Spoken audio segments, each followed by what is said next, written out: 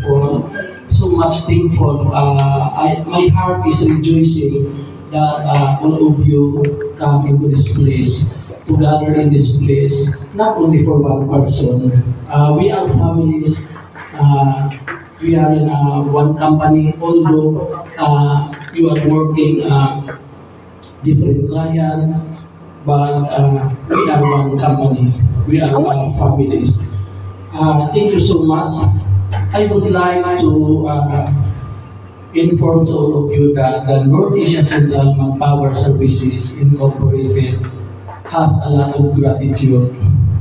My bosses, our CEO, our Vice President, they are so grateful to every client, so all the clients, that people, all of you. In my side, you are all sterling. Sterling in the sense that you are most excellent, you are most valuable. We are so thankful and I would like to share also the achievements of North Asia. Early this year, the first quarter of 2023, the North Asia was recognized as uh, Golden Globe Awards, not only in the Philippines but internationally. Then after that, last September, the North Asia Central Manpower Services was also recognized again, the Netizen Awards. Then last 2 weeks ago, I was able to join our awards night, the fourth Asia Sterling Awards, uh, which was held in Sofitel, Philippine Plaza. Then, before that, prior December 4, December 2, my Vice President, our Vice President, was flew to Vietnam to receive the awards for most outstanding agency in the country. Actually, those awards, those trophy and certificates are not only intended for North Asia, are not only intended to every branch manager, not only for the staff, not only for our teams, but we want to dedicate those awards and achievements intended for all of you. Because without the merchandisers, without the clients, we are not here, actually.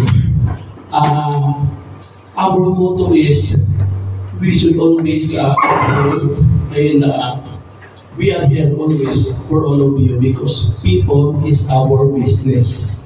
That's our motto. So no matter what happens, day after day, and in the coming years, we are always here. The North Asia is will always here for all of you, for everyone, every individual. We will also sell what is intended for you. We will give what is intended for you. For the right salaries, the right wages, the right benefits. So I know that actually, in behalf of my staff, we want also to thank all of you. But somehow my staff are not also perfect. And I am not perfect as well. Obviously, may mga complaints like maybe kulang-kulang ng transportation overtime, number of days. But we can solve that through the right communications. Do not challenge it to anybody or somebody kasi di mo na siya makatabang. Diretso mo mag-contact sa inyong coordinator and copy partners sa akin.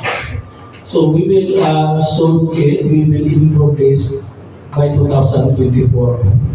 So I hope that by 2024, we're still together. We are still here to work unitedly, to work religiously, spiritually, physically, socially, emotionally. We are always here for all of you. Don't hesitate to call my name. Don't hesitate to talk with me. Although sa inyong tanaw sa kuha, stricto mo si Sir, hindi man may basta-basta magkuha niya. Kaya si Sir, nasi paborito. Kung isa ganyan magkuha niya, close niya, dito siya normally. That's wrong. Ayaw mo pagkadala sa mga grades. Wala akong ginapili ng mga merchandisers. Wala akong ginapili ng mga tao. Although kita tanan, we have always different personalities, backgrounds, educations. We have different characters. We are coming from different educations, backgrounds, families, magkaiba yung tanan. So, I think tapos na nga kung basis, gutom naman mo, pati ako. So, the food is in the table. May I request somebody to pray for the food? Bukan pray. Karen, kinsa mi mo iwan, kinsa mo asay. Thank you everyone, and I wish you all a very meaningful Christmas and a brightest New Year. I hope that everyone, or all of you, or all of us, our holidays season will always be meaningful and fruitful with our families, friends, neighbors, co-workers. Let us love one another. Thank you everyone. God bless us all.